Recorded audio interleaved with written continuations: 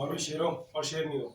तो भाई आज हम स्टार्ट करेंगे daily practice assignment number 3 that was dated on 12th of April 2023। तो भाई इसके अंदर फिर से हम 5 क्वेश्चंस डिस्कस करेंगे और इन सभी क्वेश्चंस का जो लेवल है वो थोड़ा सा अपग्रेडेड होता है, थोड़ा सा ऊपर के लेवल क्वेश्चन पे, स्टार्टिंग बेसिक लेवल नहीं होता। ठीक है, तो इस वीडियो को ध्यान से देखिए, आपके जो जो भी डाउट्स थे उसको जो है ध्यान से इस वीडियो के अंदर आप चेक कर लीजिए। अगर फिर भी कोई डाउट रहता है तो आप मुझे कमेंट सेक्शन में दोबारा जो है कमेंट करके बता सकते हैं कि इन इन क्वेश्चंस के अंदर हमें डाउट्स आ रहे हैं, तो उसके लिए मैं आपको दोबारा से सॉल्यूशन प्रोवाइड कर दूंगा, या फिर आप उस वीडियो को रिवाइंड मोड में भी देख सकते हैं। तो चलिए स्टार्ट करते हैं आज का DPA solution. So let me right the first question. Question number 1,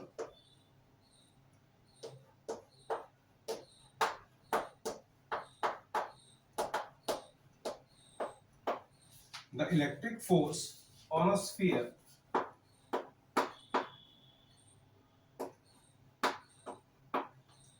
of charge 0.4 microcoulomb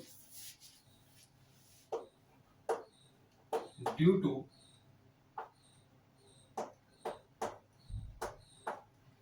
another small sphere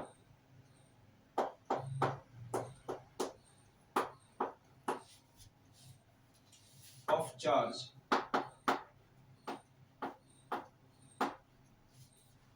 0.8 microcoulomb in air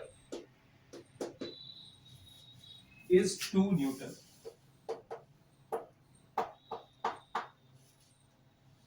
First question is, what is the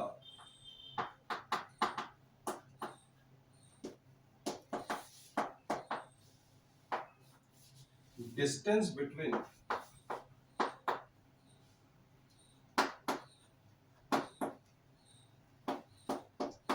the two spheres?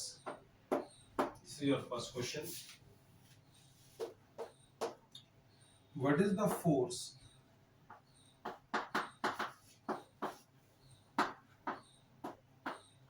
on second sphere due to first?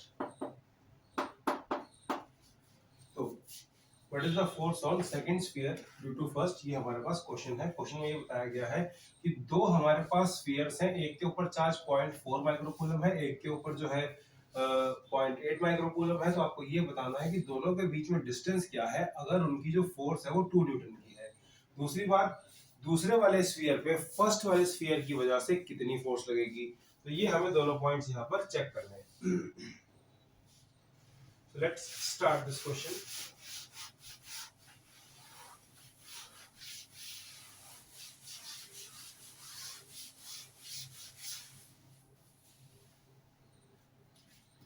सबसे पहले diagram बनाएंगे। किसी भी question के लिए आप सबसे पहली चीज जो करेंगे वो है उसका डायग्राम। सबसे पहले इसके लिए आप डायग्राम ड्रॉ करिए। तो जो पहला आपके पास चार्ज था दैट वाज 0.4 माइक्रो कूलम, और दूसरा जो चार्ज था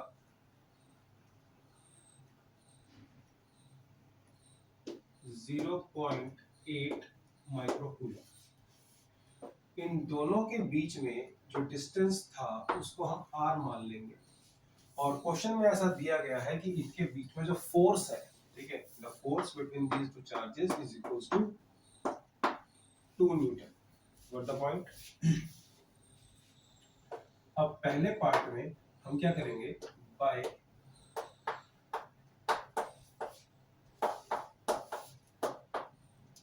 कूलम्स लॉ, जो कूलम्स लॉ है उसे यूज करते हुए we will write F is equals to K times mod of Q1 mod of Q2 divide by R square.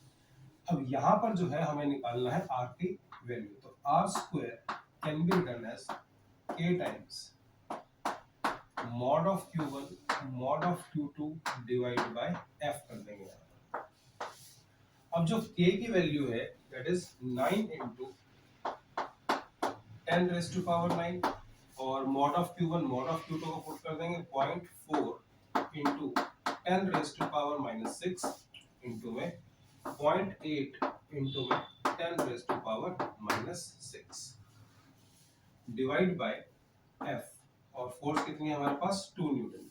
ये सारे के जो यूनिट्स आएंगे वो मीटर स्क्वायर में आएंगे, बिकॉज यहाँ पर अभी r स्क्वायर हम लिख रहे हैं, ठीक है। अब इसे काउंट किया जाए तो भाई 0.8 इंटू 0.4 0.32 हो जाएगा, 9 इंटू 0.32 डिवाइड बाय 2 और 10 की पावर्स को यहाँ पर एडजस्ट कर लेते हैं। ये हो गया 9 और ये -12 हो जाएगा। 9 - 12 कितना हो गया? -3। अभी भी काम मीटर स्क्वायर में ही चल रहा है। इसको सॉल्व करेंगे तो 9 इंटू 0.16 हो जाएगा, इसको हम 16 कर देते हैं और 2 जीरोस को यहाँ पर शिफ्ट कर देते हैं, तो 10⁻⁻5 मीटर स्क्वायर हो जाएगा। तो यहाँ पर r की जो वैल्यू आएगी वो कैसे आएगी, ध्यान से देखेंगे। इसको मैं यहाँ पर सॉल्व कर देता हूँ अलग से, देखिए ध्यान से। r इज इक्वल्स टू 9 का स्क्वायर रूट 3, 16 का स्क्वायर रूट 4 और ये जो 10⁻⁻5 था इसको हम ऐसे लिख सकते हैं, यहाँ पर 2 जीरो आ जाएगी, साथ में 1/√10 यहाँ पर आ जाएगा। अब ये मीटर हो जाएगा, बिकॉज इसके अंदर नीचे ले जाएंगे तो 5 जीरो आ जाएंगे ना, 4 जीरो को अलग करके उसका स्क्वायर रूट करेंगे तो यहाँ पर 100 बचेगा और ये 1 जीरो अलग से बच जाएगी। So r equals to 0.12 divide by √10 metres. आप चाहे तो इसको आगे रैशनलाइज भी कर सकते हैं, √10 से मल्टीप्लाई डिवाइड करके इसको आप आगे जो है फर्दर सॉल्व भी कर सकते हैं, क्योंकि कई बार रूट में नीचे डिनोमिनेटर में रूट जो है वो नहीं छोड़ते, तो इसको आप आगे फर्दर रैशनलाइज कर सकते हैं। देखिए ऐसे क्वेश्चंस के अंदर जो फाइनल आंसर होता है उसका कोई खास रोल नहीं होता, इसके तो बहुत कम मार्क्स होते हैं। डायग्राम, लिस्टिंग, उसके फॉर्मूलाज और उसकी कैलकुलेशन जो आपने वैल्यू सब्स्टिट्यूट की, इसके आपको प्रॉपर मार्क्स मिलते हैं। यूनिट्स आपको प्रॉपर बकायदा चलाने हैं इसके साथ। अगर r स्क्वायर है तो वहां मीटर स्क्वायर लिखेंगे, जब यहाँ पे r हो जाएगा तो यहाँ पर मीटर कर देंगे। तो इन चीजों के आपको मार्क्स मिलते हैं बजाय के आखिरी आंसर के। वो बहुत से बच्चे जो है ना आखिरी आंसर को निकाल पाने के चक्कर में ना पूरा क्वेश्चन छोड़ देते हैं, ठीक है, जबकि मार्क्स तो आपको और बहुत जगह से मिल रहे हैं इसके अंदर। तो ये मूव करते हैं नेक्स्ट क्वेश्चन के ऊपर, इसको रब कर देते हैं।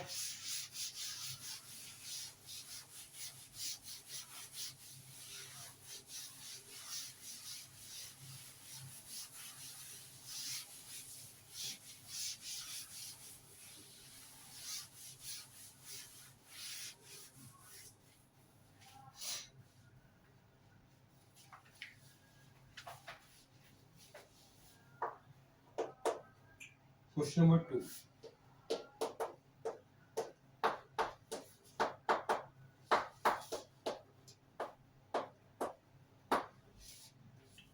4-point charges QA equals to 2 microcoulomb, QB equals to -5 microcoulomb, QC equals to 2 microcoulomb and QD equals to -5 microcoulomb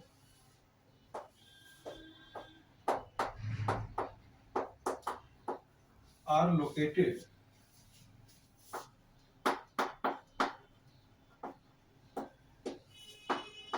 at the corners of a square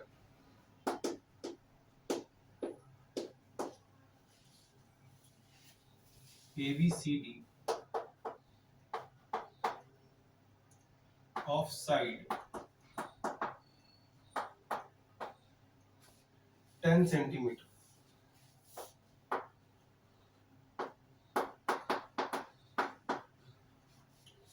What is the force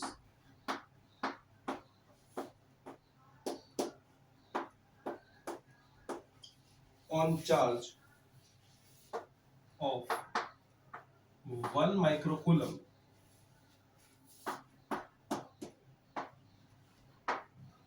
placed at the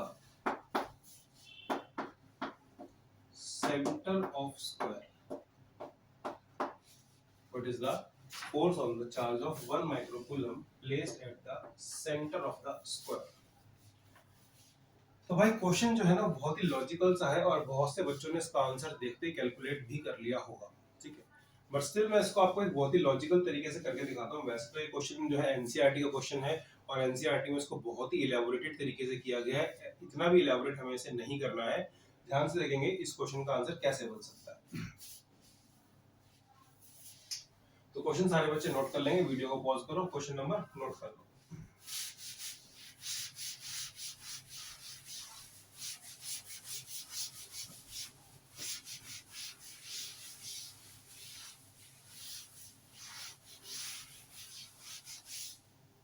ध्यान से देखते हैं इस question को। तो भाई सबसे पहले जैसा कि मैं हर न्यूमेरिकल में बोलता हूँ कि डायग्राम बनाएंगे इसका। तो यहाँ पर एक स्क्वायर ड्रॉ कर देंगे।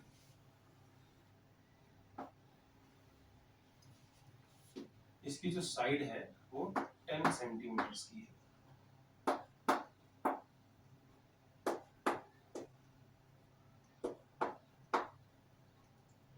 यहाँ पर QA, यहाँ पर QB,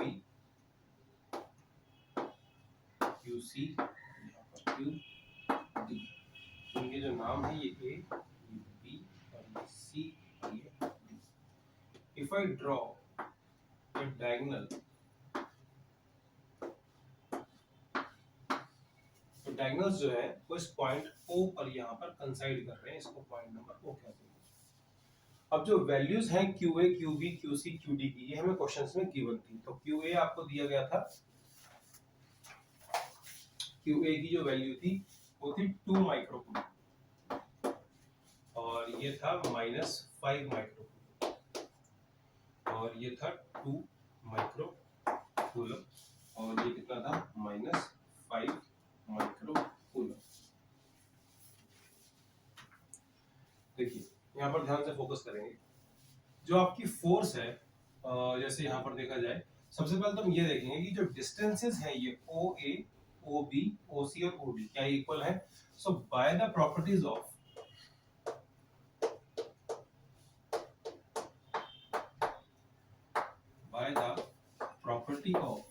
स्क्वायर, जो इसके डायगोनल्स होते हैं उसके जो आधे आधे पार्ट है वो भी सब इक्वल होते हैं। ध्यान से देखेंगे।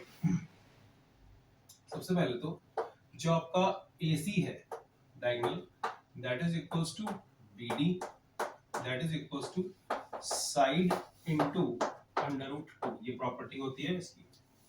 और इसके बाद जो इसके फर्दर हाफ से OA, या इसको हम कहें तो AO equals to BO equals to CO equals to DO equals to 10√2 divide by 2 centimetre. ये इसका भी हाफ हो जाएगा, so that will be equal to 5√2 centimetre. ठीक है, तो ये हमारे पास यहाँ पे इन सबका डिस्टेंस आ चुका है 5√2 सेंटीमीटर। वैसे इसको पुट करने की जरूरत पड़ेगी नहीं। सबसे पहले हम निकालते हैं फोर्स ड्यू टू A। तो फोर्स ड्यू टू A हो जाएगा K टाइम्स 2 माइक्रोकूलम इनटू जो हमने सेंटर पे जो चार्ज रखा था वो कितने का था। सेंटर पे जो चार्ज था दैट वाज 1 माइक्रोकूलम। तो 1 माइक्रोकूलम यहाँ पर आ जाएगा और डिवाइड बाय 5√2 का स्क्वायर। इसकी जो डायरेक्शन है वो कहां से कहां जाएगी, A से O की तरफ, क्योंकि ये चार्ज पॉजिटिव है तो ये इसको ऐसे करके रिपेल करेगा, यानी कि यहां से ये फोर्स ऐसे बन जाएगी, FA वेक्टर ऐसे बनेगा। ठीक है, इसी तरीके से हम अगर इसके ऑपोजिट वाले चार्ज की फोर्स देखें C वाले की, इसकी जो डायरेक्शन है वो A to O हो जाएगी। इसी तरीके से FC जो होगा that will B K times 2 into 10 raised to power minus 6 into 1 into 10 raised to power minus 6, एक ही बात है, माइक्रोकूलम लिख देंगे यहाँ पर,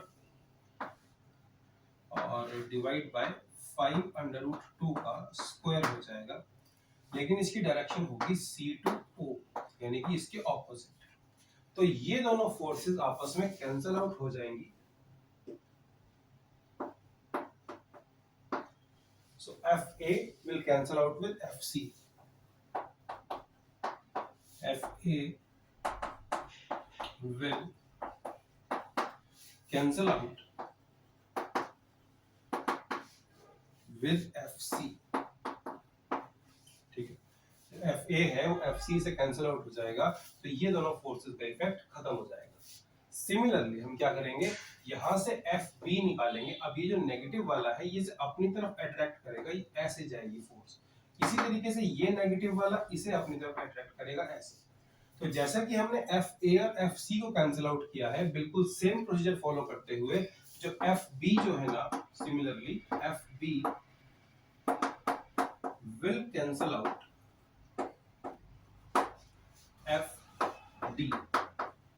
तो ये दोनों फोर्सेस आपस में कैंसिल हो जाएंगी बिकॉज इक्वल एंड ऑपोजिट है और एक ही पॉइंट पे एक्ट कर रही हैं। तो FB इधर और FD इधर, ठीक है। तो FB will cancel out FD।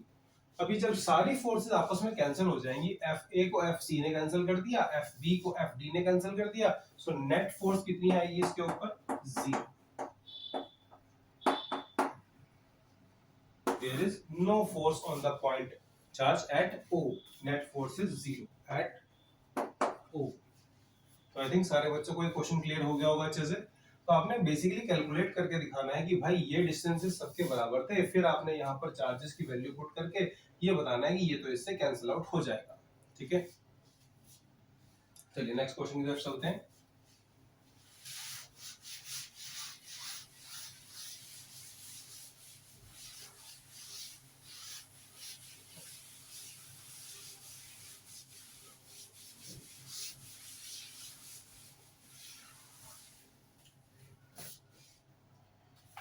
जो क्वेश्चन नंबर 3 था इस डीपीए का, वो सेम था question number 1 of DPA number 2, ठीक है। आप इसको पिछले वाले वीडियो में जाकर चेक कर सकते हैं, मैं लिख देता हूं question number 3 same as question number 1 of DPA 2।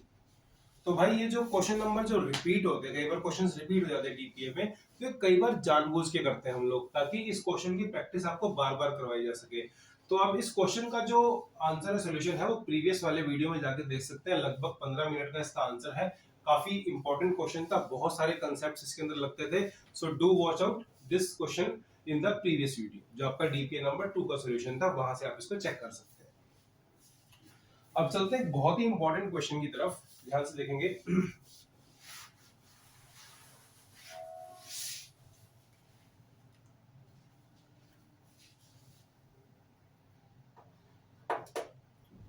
Question number 4. An electron moves 6 centimeters when accelerated from rest by electric field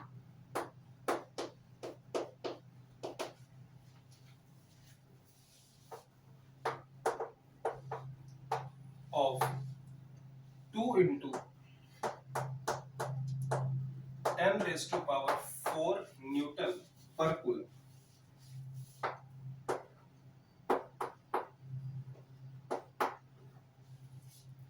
Calculate the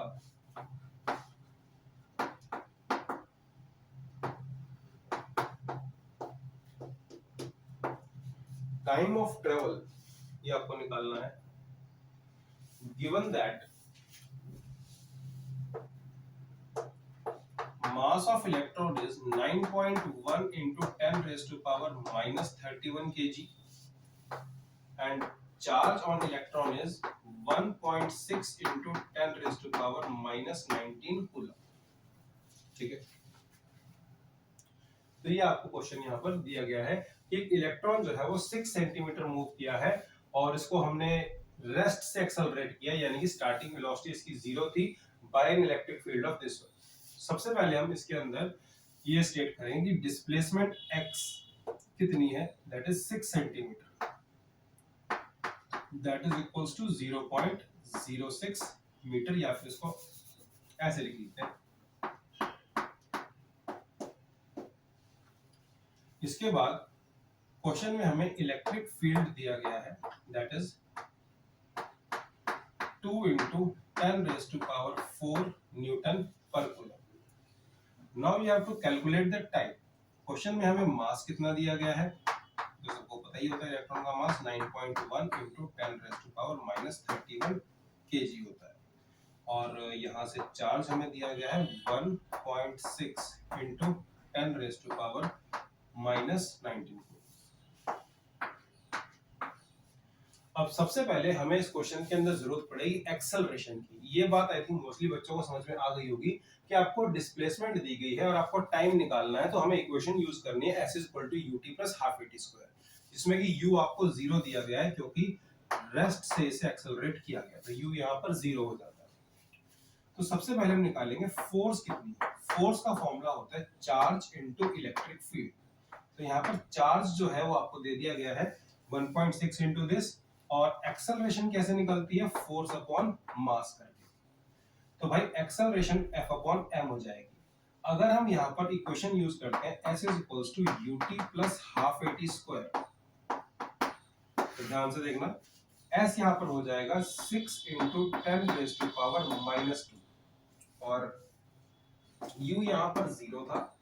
acceleration की वैल्यू हम पुट कर देंगे फोर्स अपॉन मास। फोर्स होता है चार्ज इनटू इलेक्ट्रिक फील्ड। अब question में charge हमें कितना दिया हुआ है, 1.6 into 10 raised to power -19 coulomb, और इलेक्ट्रिक फील्ड कितना दिया हुआ है, 2 into 10 raised to power 4 divide by mass कितना दिया हुआ है, 9.1 into 10 raised to power -31, और यहाँ पर आ जाएगा टाइम का स्क्वायर। अब इस सारे को अगर सॉल्व किया जाए तो टी स्क्वायर की वैल्यू निकल के आती है 6 into 9.1 डिवाइड बाय 1.6, ठीक है, इनटू में 10 raised to power -31, 10 raised to power -2, और यहाँ पर आ जाएगा 10 raised to power -19 into 10 raised to power 4, और यहाँ पर यूनिट्स आएंगे सेकंड का स्क्वायर, क्योंकि यहाँ पर टाइम का स्क्वायर निकाल रहे हैं। यूनिट्स बिल्कुल एग्जैक्टली मैचिंग लिखने हैं आपने। अब ध्यान से देखते हैं, इस 9.1 को अप्रोक्सीमेट किया जा सकता है 9 के इक्वल, तो 6 into 9 डिवाइड बाय 16, एक जीरो को और ऊपर भेज देंगे, तो यहाँ पर 10 की पावर -31, यहाँ पर -2, इस एक जीरो की वजह से ये -20 हो जाएगा, तो ऊपर जाके +20 हो जाएगा, और ये -4, ठीक है। तो कुल मिला के आपका जो आंसर आएगा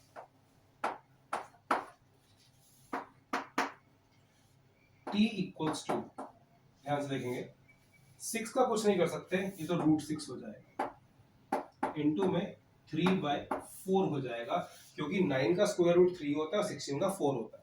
यहाँ पर होगा 10 raised to power माइनस, ये हो जाएगा आपका -37 हो जाएगा +20, यानी कि ये हो जाएगा -17। तो इसको हम अलग से 10 raised to power -8 कर देंगे 16 के लिए, और √10 यहाँ पे नीचे लगा देंगे। जिसको ये कैलकुलेशन समझ नहीं आ रही, मैं दोबारा एक बार बता देता हूँ। 6 का तो कुछ हो नहीं सकता, ये तो भाई परफेक्ट स्क्वायर है नहीं, तो इसको तो √6 कर देंगे। 9 का 3 हो जाएगा, 16 का 4 हो जाएगा। यहाँ पर जो पावर्स बनेंगी सारी ऐड करके वो -37 बनेगी, ठीक है, सॉरी -17 बनेगी। तो -17 में से हमने क्या किया, -16 को अलग करके उसका स्क्वायर रूट करके -8 कर दिया, जो एक 10 बचा था उसका रूट यहाँ लगा दिया। So it is equals to 0.75 into में √0.6 into 10 raised to power -8 second. तो भाई अब इंसानी दिमाग इसको आई थिंक यहीं तक ही सॉल्व कर सकता है, क्योंकि √0.6 निकालना बहुत मुश्किल है। तो आप इस आंसर को यहीं छोड़ देंगे, आपसे जितना कैलकुलेट हो सकता है आप उतना ही करके आएंगे इसको, ठीक है। वैसे इसका आंसर √3 पॉइंट समथिंग के आसपास आएगा, बट इतनी डिटेल में जाने की जरूरत नहीं है। यहाँ पर हमारा मेन मोटिव है आपको कैलकुलेशन सॉल्व कराना नहीं, आपका कंसेप्ट डेवलप करना, ठीक है। कैलकुलेशन के पीछे कंसेप्ट को मत छोड़ दिया करो। तो जो आपका कंसेप्ट था वो ये था कि डिस्प्लेसमेंट इतनी है, एक्सेलरेशन इतनी है, टाइम आपको निकालना था और मास और ये सब आपको दिया हुआ था। बेसिकली क्वेश्चन तो क्लास 11th का था मैकेनिक्स का, लेकिन हमने इसको शक्ल दे दी इलेक्ट्रोस्टैटिक्स की, ठीक है। तो भाई ऐसे क्वेश्चंस में कैलकुलेशन टीचर को भी पता है कि बहुत मुश्किल है, बच्चा नहीं कर पाएगा, इस पे फोकस नहीं करना आपको, इसके मार्क्स नहीं कटेंगे आपके। मेन जो आपको मार्क्स मिलेंगे लिस्टिंग के मिलेंगे, ये जो आपने फॉर्मूला यहाँ पर लिखा है इसके मिलेंगे, और जो वैल्यूज आपने पुट करके दिखाई है इसके मिलेंगे। यूनिट्स साथ साथ लिखने के आपको मार्क्स मिलेंगे। मैं बार बार इस बात पे फोकस करता हूँ कि यूनिट्स नहीं छोड़ने बच्चों ने, ठीक है। कैलकुलेशन बहुत ही छोटी चीज है, कैलकुलेशन के मार्क्स कोई नहीं काटेगा, सबको पता है कि कोई भी इंसान इसे कैलकुलेट नॉर्मली नहीं कर पाएगा, ठीक है। तो कैलकुलेशन को छोड़ दो, कंसेप्ट और फॉर्मूलाज के ऊपर ध्यान दो, डायग्राम्स के ऊपर ध्यान दो।